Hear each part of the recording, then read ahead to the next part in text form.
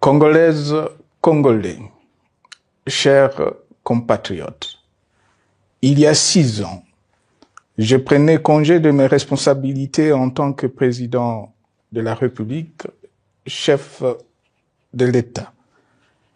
Et fait inédit dans notre pays, en près de 60 ans d'indépendance. J'ai passé pacifiquement la main à un nouveau chef d'État.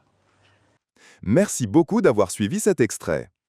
1. Sur la passation pacifique du pouvoir en 2019. Joseph Kabila commence son discours en rappelant qu'il a été le premier président à passer pacifiquement le pouvoir à son successeur. Il insiste sur le caractère inédit de cet acte dans l'histoire du pays. C'est vrai, mais il faut rappeler que cette passation a été entachée de graves violations des droits de l'homme, notamment par la répression brutale des manifestations citoyennes, l'arrestation arbitraire d'opposants et la restriction de l'espace démocratique.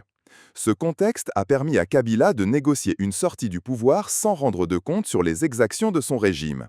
Ce n'était donc pas un acte purement démocratique, mais une manœuvre politique visant à sauvegarder ses intérêts personnels et ceux de son clan au détriment du peuple congolais. Et vous, qu'en pensez-vous? Donnez votre avis dans les sondages ci-dessous. Pensez-vous que Joseph Kabila peut encore jouer un rôle positif en RDC? Oui? Non? Je ne sais pas. Selon vous, Kabila est-il bien placé pour dénoncer la mauvaise gouvernance actuelle? Oui, il a de l'expérience. Non, il fait partie du problème. Il devrait rester en retrait. Que retenez-vous de ce discours? Un message fort?